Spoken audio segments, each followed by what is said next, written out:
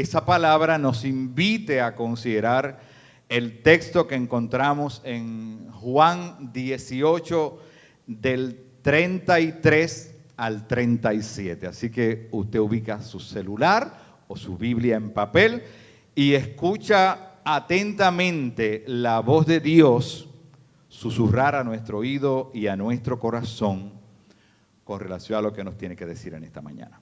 Leemos en el nombre del Padre, del Hijo y del Espíritu Santo la bendita palabra de Dios.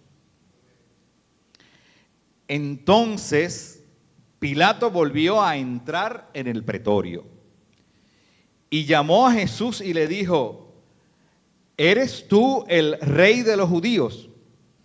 Jesús le respondió: ¿dices tú esto por ti mismo o te lo han dicho otros de mí? Pilato le respondió: ¿soy yo acaso judío? Tu nación y los principales sacerdotes te han entregado a mí. ¿Qué has hecho? Respondió Jesús: mi reino no es de este mundo. Si mi reino fuera de este mundo, mis servidores pelearían para que yo no fuera entregado a los judíos. Pero mi reino no es de aquí. Le dijo entonces Pilato: ¿luego eres tú rey? Respondió Jesús: tú dices que yo soy rey. Yo para esto he nacido y para esto he venido al mundo, para dar testimonio a la verdad. Todo aquel que es de la verdad oye mi voz. Y voy a añadir el versículo 8. Le dijo Pilato: ¿qué es la verdad?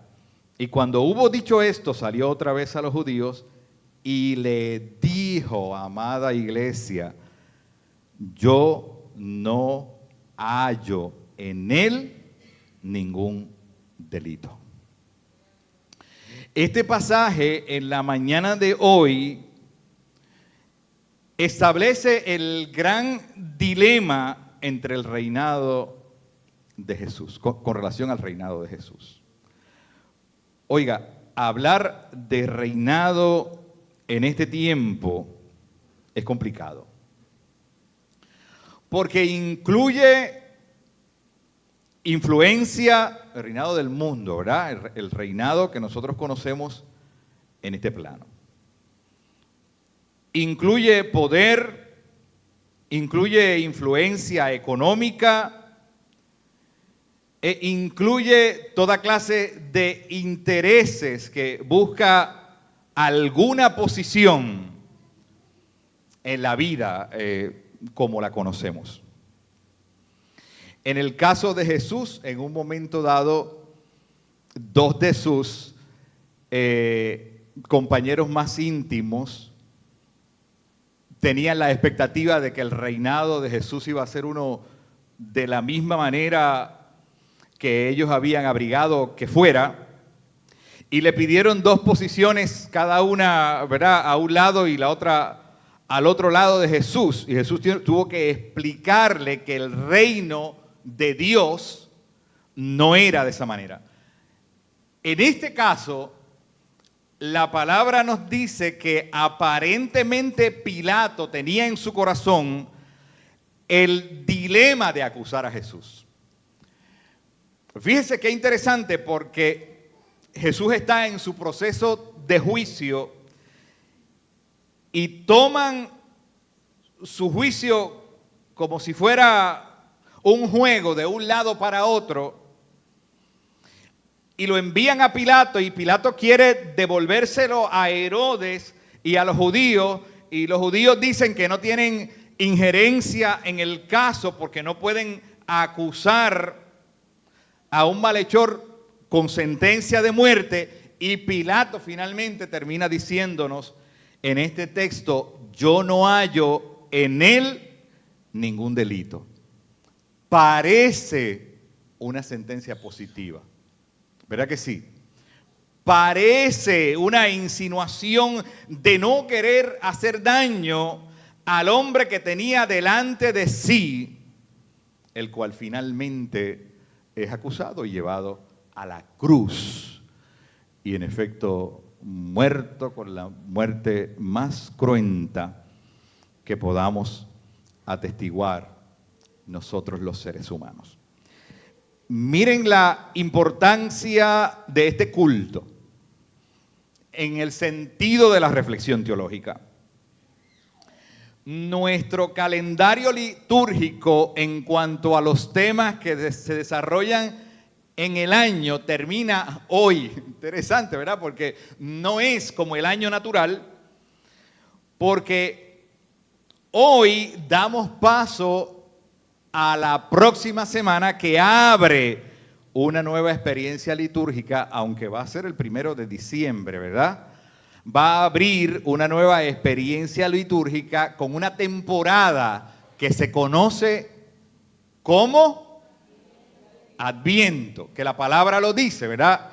Es la época en que adviene, en que llega el Hijo de Dios a nacer como nació en un pesebre.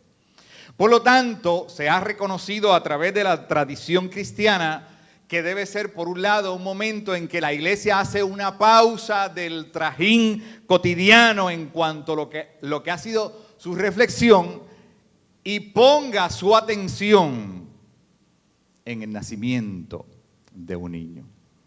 Y eso implica para nuestra vida, ¿verdad? Hemos dicho muchas veces, algún tipo de expectativas sobre lo que viene, algún tipo de establecimiento de metas, algún tipo de reorganización o de poner al día ciertas cosas. Todo eso que es parte del entramado de la vida que nos pone de frente a un nuevo tiempo. Así que aunque el 31 de diciembre también estaremos celebrando la despedida del año natural, hoy nosotros despedimos el año litúrgico.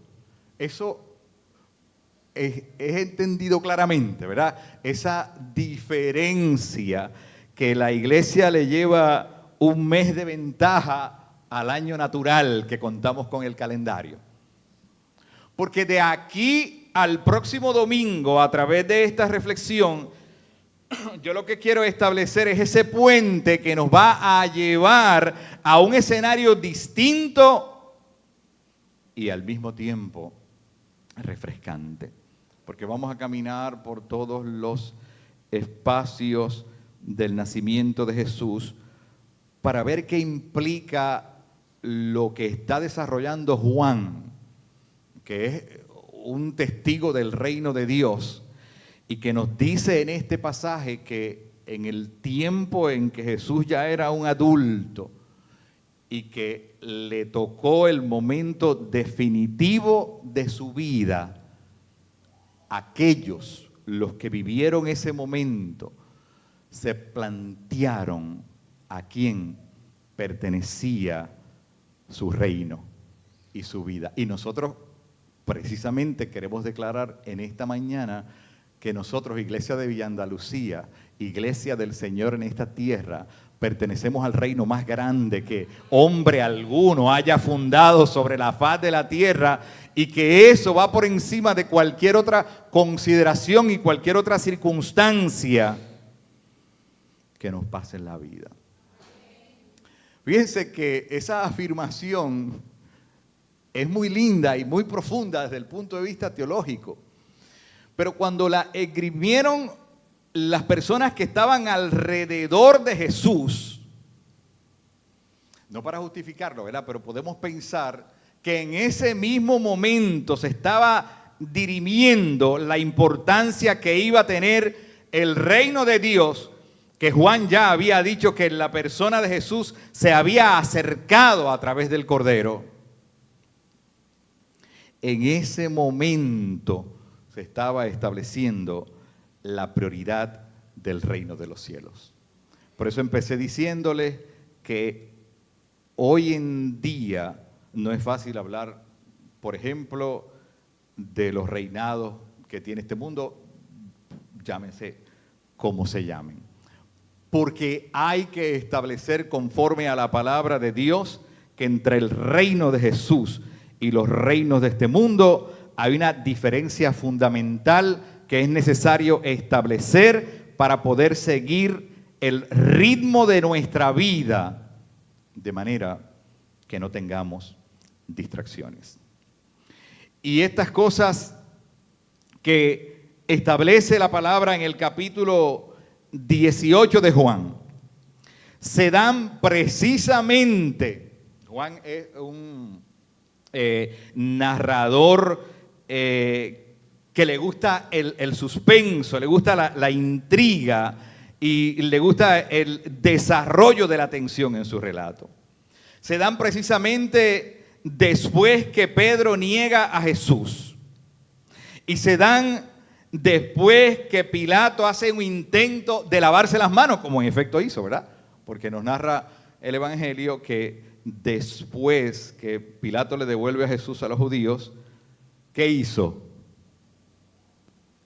Se lavó las manos para tratar de desvincularse al juicio que tenía delante de sí. La pregunta para nosotros, amada iglesia, en esta mañana es: ¿cuál es la afirmación que está detrás de la expresión cuando nosotros decimos que Jesús es el Rey de nuestra vida? ¿Qué significa como creyente yo decir que pertenezco al reino de Dios y que he dedicado mi vida a usar esa imagen como el centro de mi existencia? Y entonces, por eso le dije hace un rato que aparentemente en esa expresión yo no hallo en él ningún delito, hay algún tipo de bondad. Pero por otro lado, cuando ponemos a analizar bien la expresión de Pilato, Pilato tenía en sus manos la vida de Jesús. Y con esta actitud tal vez de dejadez o de indiferencia o al menos de buscar una posición neutral en el juicio de Jesús, esto implicaba también la influencia de sus palabras para este juicio que terminó con la muerte de Jesús. En el día de hoy, nuestro tema ha sido un reinado sabio. Y no es menos cierto, amada iglesia, que necesitamos la sabiduría de Dios para seguir caminando, discerniendo lo que pertenece a ese reino y lo que en otras ocasiones puede parecernos confuso ante las distintas invitaciones de esta vida.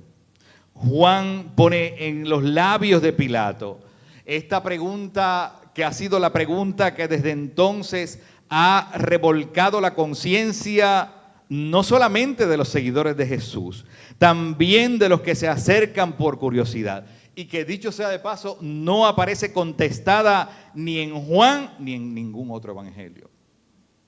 Cuando Pilato se despide de Jesús,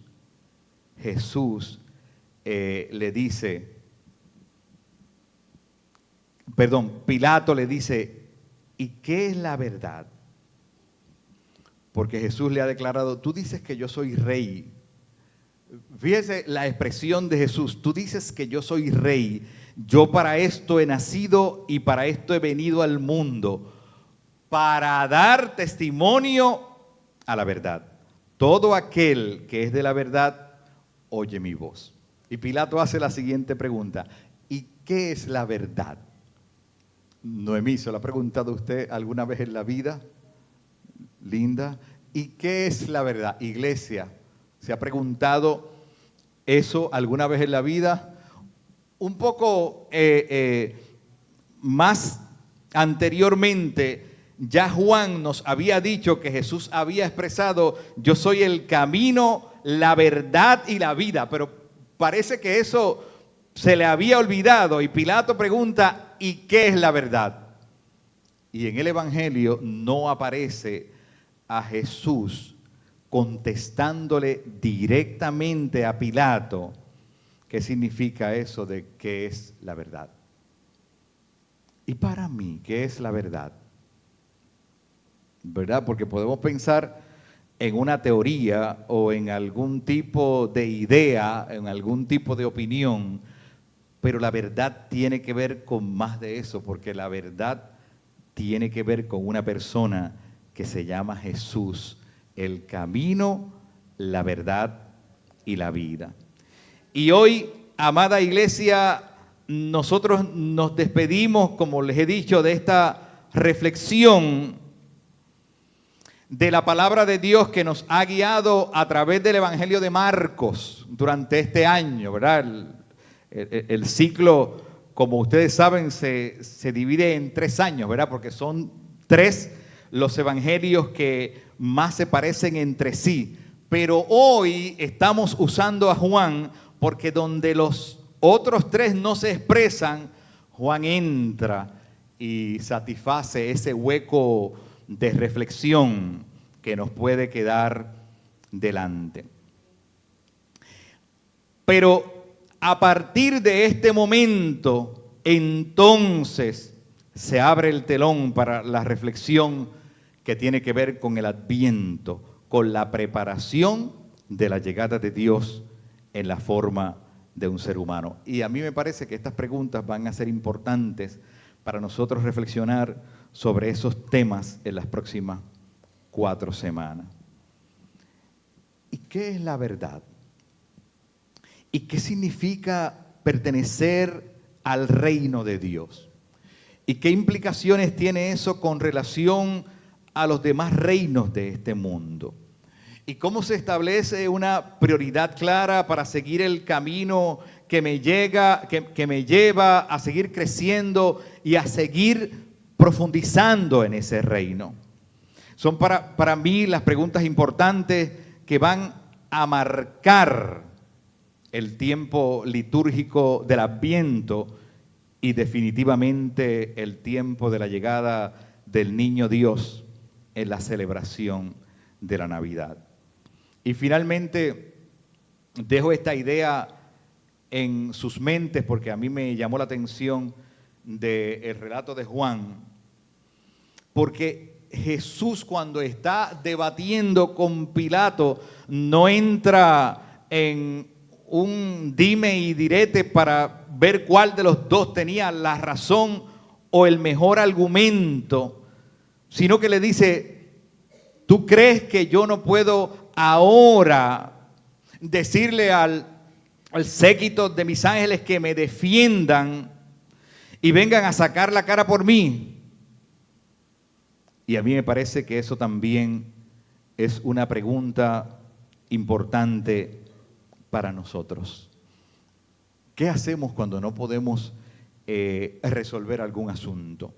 Cuando las cosas se ponen difíciles, cuando pensamos que ya no podemos más o que hemos agotado todas las opciones que teníamos.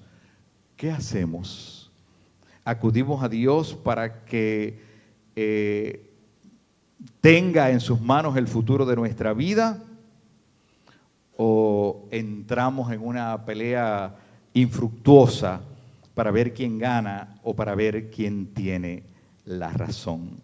Afirmar que el reinado que nos ha tocado vivir como iglesia, como seres humanos, no solamente en el contexto de los creyentes, de los hijos de Dios, sino también afuera en los distintos contextos que nos ha tocado vivir, es también parte de esa encomienda de ponerle sal a esta tierra, de hacer la diferencia cuando se pone en entredicho, por ejemplo, nuestra reputación, de establecer la diferencia de manera afirmativa cuando se nos trata de hacer una pregunta que puede amenazar la veracidad de nuestro testimonio.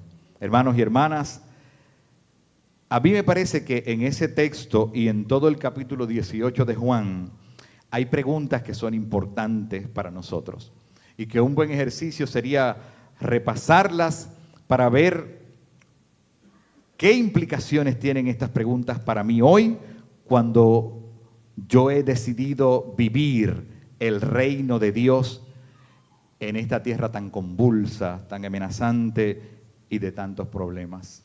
Para mencionar solamente un ejemplo y con esto terminar, estamos ante el dilema o la amenaza de un conflicto, ¿verdad?, internacional que está tocando a las puertas, Y una opción sería, bueno, pues amedrentarnos, ¿verdad? Y yo no voy a negar, ¿verdad?, que las amenazas en el plano de la guerra internacional, ¿verdad?, son una realidad que tocan a nuestra vida.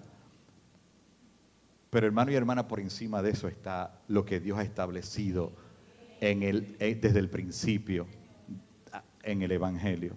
Cuando Jesús se acercó, según lo que narra Juan, Juan dijo: he aquí el Cordero de Dios que quita el pecado del mundo. Y cuando el propio Jesús habla en ese momento, de hecho le dice a Juan: mi reino no es de este mundo. Pero dice: mi reino se ha acercado y ese reino está entre ustedes, dice una versión. Hay otra versión que dice: ese reino está dentro de ustedes. En situaciones críticas de la vida hay que afirmar: el reino de Dios está aquí en Villa Andalucía. El reino de Dios está en cada congregación que celebra el culto de adoración en su nombre. Y nada ni nadie podrá amenazarnos ni amedrentar nuestra vida, porque nosotros sabemos en quién hemos creído. Si nos asustamos y tenemos temor, ¿verdad?, por las distintas situaciones, pues eso es válido, pero por encima de todo está la certeza de en quién hemos creído y hacia dónde yo voy cuando todo esto deje de existir. Hacia la misma presencia de Dios. Con ese fervor, con ese entusiasmo que nuestra hermana Noemí ha comenzado este culto en esta mañana, con la reflexión de la palabra, con todo lo que se ha hecho aquí, abrámonos a la experiencia maravillosa de reconocer en el pesebre al verdadero Rey de este mundo, que dijo Isaías que sería un reino eterno, porque su reinado no tendrá fin. Palabra de Dios, que Él nos bendiga en esta mañana y siempre.